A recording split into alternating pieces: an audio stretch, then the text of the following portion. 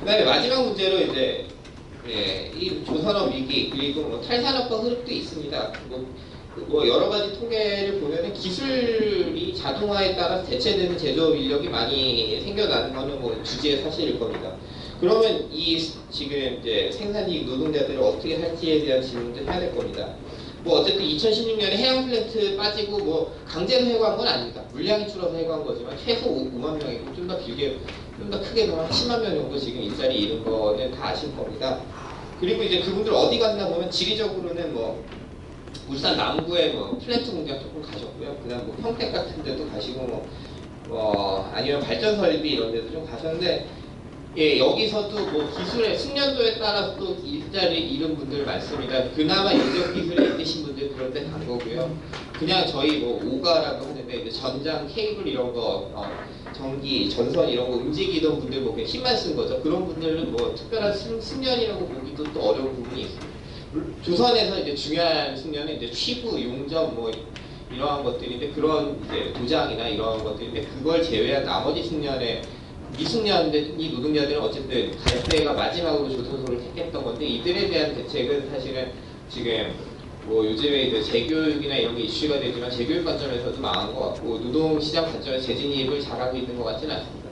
그 부분에 대해서 또 지금 뭔가 계획을 짜고 있는 것 같지만 이 현업에서 일하는 그리고 이 노동계와 함께 풀어나가는 그런 과정은 지금도 없는 것 같은데요. 그거에 대한 이야기들을 어떻게 할 것인지 좀 그것들이 좀 누락된 것 같습니다. 결국에는 근데 이 마지막에 제가 뭐 엔지니어 얘기를 하고 생산직 노동자 얘기를 했지만 이 숙련 체제에 대한 고민이 저는 산업 구조 조정에서의 핵심적인 논리라고 생각합니다. 숙련에 대해서 조금 더 넓게 정의. 그러니까 옛날의 숙련이라고 하면 노동자의 손끝 숙련이라면 지금은 이제 대졸 이상의 그 엔지니어들의 숙련 그리고 그들이 어디서 일할 건지에 대한 이런 문제들이 같이 이제 포함되어 있는 쟁점이라고 생각합니다. 그 부분에 대한 이야기들이 또한 좀 지금 이렇게 논의의 마당이 열렸을 때 좀 같이 논의해서 풀어야 되는 것들이 아닌가 좀 그런 생각들이 듭니다. 비단 뭐 이렇게 얘기하다 보면 산업구조조정 얘기이기도 하지만 지역균형 발전이라는 쟁점도 또한 같이 물려 있는 것 같습니다. 네, 저는 뭐 여기까지 얘기하겠습니다. 네. 이 거대 조선사에 빅들이 숨어 있는 이 조선 산업에서 섭취적 과제들이 지금 소를 취급되고 있는 것에 대한 문제 속에서 저는 전반에 대한 국가 책임을 다시 한번 강조하신 것 같습니다. 마지막 토론인데요. 현대중국 제조사 결합 문제가 조선 산업의 설비와 고용에 어떤 영향을 미치는지에 대해서 박종식 연세대 사회발전전공대 전문연구원께서 토론해 주시겠습니다. 크게 드리겠습니다. 잘 알지는 못하는 편이고요. 이제 다만 그냥 이제 옛날부터 이제 그냥 조선 산업 자체에 대한 관심으로 이제 관심을 가지고서 이제 좀 지켜와 봤던 관점에서 이제 좀 말씀드리도록 하겠습니다. 그래서 이제 뭐 제가 그 자료로 지금 조금 제출한 것은 그냥 간략하게만 조금 설명을 드리도록 하겠습니다. 그래서 이제 저는 일단은 기본적으로 좀 큰 그림들을 보자. 장기적인 시각, 거시적인 시각에서 좀 한국 조선 산업을 바라보고 그런 맥락 하에서 이제 현 정부와 대우의 기업 결합 합병 건에 대해서 어떤 입장들을 취해야 될 것인지 이런 것들 좀 말씀드리려고 합니다. 네, 그래서 이제 일단 지난 10년 동안은 이제 아시다시피 이제 조선 산업이 되게 힘들었습니다. 2009년도 이후에 되게 힘들었고 처음에 중소형 조선소부터 해서 대형 조선소까지도 어려움에 처해 있는 상태인데요.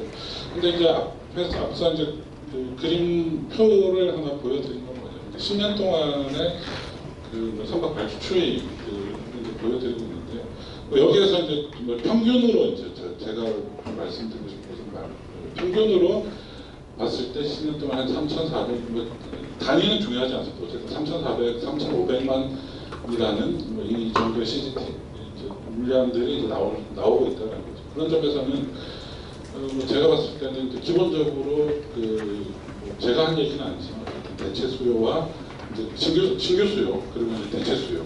근데 어쨌든 대체 수요가 가장 기본적으로 많은 비중을 차지합니다.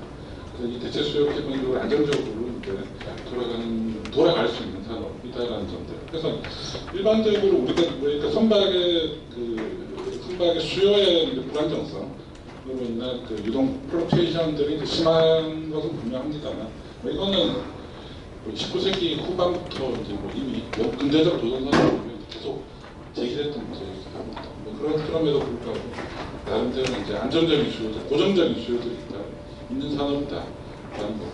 그럼 이 3,600만, 3,500만, 600만 정도에서 사실 지금 세계 조선업은 좀 한중일이 사실 다 하거든요. 특히 이제 크루즈선이나 뭐 이런 것들 일부 포화 크루즈선 빼면 뭐 한중일이 한 85% 정도 차지하는데 크루즈선 빼면 한 90%, 95%까지 올라가는 거예요. 사실 이 생활화가 다 하는데 뭐 이게 이제 또 여러 가지 의견들이 있습니다. 어쨌든 지정학적 위치들이나 지정학적이 아니라 지리적인 위치 이런 것도 상당히 중요한 것 같고요. 그 중에서 이제 다음 표에서 이제 제가 보여드리는 한국은 30% 정도, 30% 초반 정도를 할 겁니다. 중국이 계속 40% 이상으로 1위를 차지하고 한국이 중국을 더 따라잡을 가능성 같은 건 없을 것 같고 그럼에도 불구하고 한 요 정도 30% 정도 세계 조선업에서 30% 정도 차지하는 거는 뭐 만약에 이것도 뭐 어려울 수도 있습니다만 또 하려고 하면 뭐 이 정도는 할 수 있지 않을까라는 생각. 아까 그러면 이제 여러 가지 이제 많은 순종들 중에서 우리가 다 잘하는 게 아니죠. 제가 봤을 때 지금 한국 조선업이 뭐 벌크선 중소형 벌크선 하자고 하면 이거 없어. 솔직히 전혀 가망성이 없죠. 뭐 그런 걸 하자는 게 아니라 한국이 할 만한 선종들을 중심으로 이제 하면 30% 정도 이제 중국, 한국, 일본이 한 4, 3, 2 정도 비율로 해서 이 정도 정도는 할 수 있지 않을까라는 이제 생각이 들고 판단이 듭니다. 그리고 실제로 뭐 어쨌든 지금 뭐 여러 가지 이제 뭐 계속 위기다 말들이 많지만 어쨌든 중국보다는 뭐 한 4, 5년 정도 이제 중국 계속 갔다 왔다 하시는 분들, 뭐 일본도 갔다 왔다 하시는 분들의 이제 말씀들이 한 4, 5년 정도 우리가 앞서는 것 같고, 뭐 그렇다고 중국이 추격해 온다고 한국이 가만히 있을 건 아니잖아요. 그런 점에서 뭐 우리가 어떻게 하는가에 따라서 뭐 이런 이제 격차들은 이제 유지가 될지, 좁혀질지, 아니면 더 늘어날지, 뭐 이런 것들은 이제 문제는 있을 거라고 생각합니다. 그 다음에 이제 그런 점에서는 그러고 이제 지난 10년 동안의 조선업 위기 동안에 사실 상당히 많은 조선 산업 자체 이제 뭐 전방 산업인 해운업이 워낙 어려웠기 때문이기도 합니다만 이제 조선 산업 자체가 엄청나게 많이 구조조정이 돼서 설립축도 지금 전개가 됐고요. 사실 뭐 한국보다는 이제 중국이 더 심하게 구조조정을 경험을 했고 일본은 이제 그나마 좀 우리보다는 좀 구조조정을 덜했습니다. 그다음 한국인데 한국도 뭐 2016년, 17년도 막 그때 이제 조선업 위기다, 한국 사양산업이다, 한국 조선업 망해라, 막 현대중공업 망해라, 대조 망해라, 막 이런 저주들이 쏟아질 때도 그 구조조정 안 했다, 뭐 설비 인원 감축들이 이제 가시적으로 드러났습니다. 구조조정하지 않는다고, 뭐 더 많은 구조조정이 필요하다라는 얘기들이 엄청나게 많았는데 사실 한국도 이제 1,700만 제 표에서 보여드린 것처럼 1,700만 했었지만 1,100만, 1,200만 뭐 CGT 단위는 뭐 신경 안 쓰셔도 된다. 이 정도로 이제 한 3분의 1 가량의 설비 축소가 이루어졌습니다. 사실 그런 점에서 이제 아까 이제 다시 역사안에서 말씀드리면 앞서 처음에 말씀드렸던 전 세계적인 선박의 평균 발주량이 이제 3,500만 정도로 봤을 때 한 30%면 한 1,100만, 1,200만 정도죠. 이 정도면 이 정도가 무리한가? 뭐 여기에 대해서 이제 조금 논쟁도 있을 수 있습니다. 그래서 예를 들면 아이스크림의 그 수요가 여름철 수요와 겨울철 수요가 다른데 이걸 갖다 어느 정도 수준을 평균에 맞출 것인지 여름철 수요에 맞출 것인지 겨울철 수요에 맞출 것인지 근데 뭐 여름철 수요에 맞추자는 건 솔직히 말이 안 되는 거고 근데 어쨌든 평균에 맞출 것인지 아니면 겨울철 수요에 맞출 것인지 아니면 그 예측 가능성을 높여서 이제 수요의 변동폭을 줄일 것인지 아이스크림 산업이 아니라 좀 더 안정적인 뭐 예를 들면 라면 산업이나 뭐 이런 식의 수요 패턴을 줄여나가는 뭐 이런 것들도 고민을 할 수 있는 상황이라고 봅니다. 뭐 그런 점에서는 뭐 지금 상태가 아마 지금 가장 그 설비 축소가 어느 정도 이루어진 상태에서 그 장기적으로 중장기적으로 봤을 때도 이 정도 규모는 최소한 유지하는 것이 낫지 않을까. 한국 조선업 전체를 봤을 때 낫지 않을까라는 생각이 좀 듭니다. 뭐 그런 게 있고, 특히나 어쨌든 지금 LNG 운반선 같은 경우는 사실 수요가 그렇게 많지는 않습니다. 전 세계적으로 돌아다니는 5만 톤 이상 선박들이 한 2만 척이 넘는데, 그중 LNG선은 사실 520척, 내년 돼도 한 570척 정도. 사실 그러니까 되게 차지하는 포션이 5%도 안 되는, 한 3% 정도 되는 작은 규모입니다만, 근데 이제 앞으로 이제 커질 가능성들은 이제 사실 상당히 많은데, 그걸 일일이 지금 여기서는 설명해서는 안 들어오겠습니다. 그러면 이제 그 다음에 지금 어쨌든 이런 상황에서, 이런 한국 조선업의 상황, 전 세계 조선업에서 한국이 차지하고 있는 비중을 고려했을 때, 지금 상황에서 이제 현중 대우의 이제 합병권이 나왔습니다. 그래서 이제 둘은 이제 합병인데, 아까 박사님 교수님 잘 설명해 주셨습니다만, 합병이 됐을 때 이제 전체 세계 조선 산업에서 차지하는 비중으로는 한 20%, 21% 정도인데요. 사실 근데 지금 현중 대우, 삼성도 마찬가지, 삼성은 일단 빼겠습니다. 현중 대우만 고려했을 때, 3호까지 했을 때, 미포도 좀 빼겠습니다. 미포는 사실 아시는 분 알겠지만 토크가 작습니다. 원래 이제 수리조선소에서 시작해서 이제 소형조선소이기 때문에 빼고 현중 대우 3호까지만 고려했을 때 이 세 회사가 하는 선종들이 그렇게 많지가 않습니다. 소위 말하는 아까 말씀드렸던 우리가 지금 중국이나 일본과 경쟁해서 되지 않는 선박들 하는 게 아니라 가장 시장에서 그나마 이제 선박 중에서는 기술력이 많이 필요로 하거나 또는 이제 성과가 높은 선박들이죠.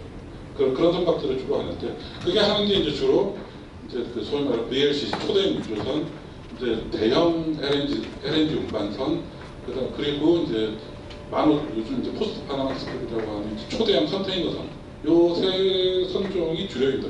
그리고 이것 이외에 해안 플랜트와 이제 군함 특수선들이 이제 일부 있습니다.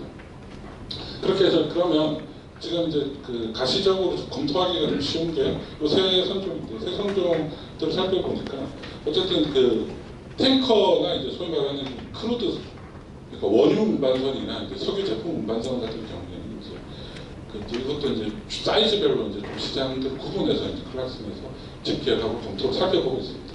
그래서 이제 거기서는 가장 큰 규모가 소위 말하는 20만 톤 이상, 20만 톤 이상 이제 초대형 유조선 운반선들, 초대형 유조선 시장을 보면 이 두 회사가 이제 57% 정도 차지하고 있습니다. LNG선 같은 경우는 이제 4만 CBM, 요즘은 같으면 이걸 조금 더 기준을 좀 상향할 필요가 있습니다만, 어쨌든 지금까지는 이제 4만 CBM, 4만 큐빅미터, 세제곱미터, 4만 세제곱미터 이상 실어 나르는 LNG 운반선과 그 이하로 구분을 하는데, 그 이상에서 이제 대우와 현중이 합쳐서 한 물량 기준으로 해서 한 61.5% 차지합니다. 근데 초대형 컨테이너선은 아직까지 이제 두 회사를 합쳐도 50%가 안 되고 한 3분의 1 정도밖에 되지는 않고요. 이런 상황에서 아까 말씀드린 것처럼 시장에 대해서 이제 기업 개별 순찰 들어갔을 때 시장에서 전체 조선산업으로 보는 게 아니라 각각의 이제 선종별 시장으로 이제 접근을 했을 때 분명히 이 경우에는 문제가 될 소지가 있는 거죠. 50%가 넘는 거죠. 독점적인 요소들이 강하다라고 가능성이 크다라고 보고,